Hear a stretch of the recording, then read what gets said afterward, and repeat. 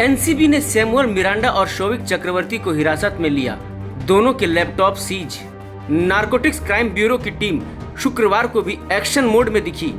NCB ने आज सुबह सैमुअल मिरांडा और रिया चक्रवर्ती के घर छापेमारी की। एनसीबी अब रेड के बाद सैमुअल मिरांडा के घर से निकल चुकी है।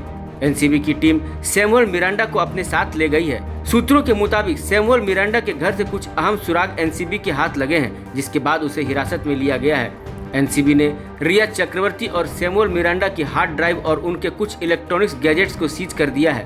एनसीबी रिया के घर से निकलते हुए शोविक चक्रवर्ती को अपने साथ ले गई है और उनका लैपटॉप भी सीज कर लिया है। एनसीबी सैमुअल मिरांडा और शोविक को आमने सामने बिठाकर पूछताछ कर सकती है।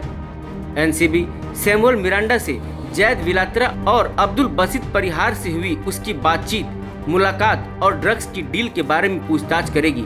ड्रग्स डील खरीद को लेकर सैमुअल मिरांडा की शोविक चक्रवर्ती से हुई चैट के अलावा रिया चक्रवर्ती और शोविक की भूमिका की भी जांच होगी। एनसीबी ने रिया चक्रवर्ती और उनके भाई शोविक चक्रवर्ती के ड्रग्स केस से जुड़े होने पर मुंबई में उनके घर पर छापेमारी की। एनसीबी की टीम सुबह करीब 6:30 बजे रिया चक्रवर्ती के घर पहुंची। एनसीबी के 5 सदस्यों की टीम रिया के घर के अंदर गई। एनसीबी के साथ मुंबई पुलिस की टीम भी मौजूद रही। एनसीबी के मुंबई जोन के जोनल डायरेक्टर समीर वानखेड़े भी रिया के घर पर छापेमारी के दौरान मौजूद रहे। एनसीबी की टीम रिया के घर की बिल्डिंग के पूरे कैंपस का मुआयना कर रही है। रिया के घर के अंदर लैपटॉप, मोबाइल और इलेक्ट्रॉनिक्स डिवाइस की चेकिंग भी एनसीबी की टीम कर रही है।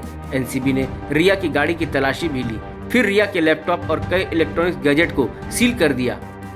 बता दें कि रिया चक्रवर्ती और सैमुअल मिरांडा के घर में एनसीबी ने एनडीपीएस एक्ट के तहत छापेमारी की है। रिया के भाई शोविक और ड्रग्स गैंग के बारे में अपने इन्फॉर्मर से प्राप्त जानकारी के आधार पर एनसीबी शुक्रवार कुछ लोगों से पूछताछ कर सकती है।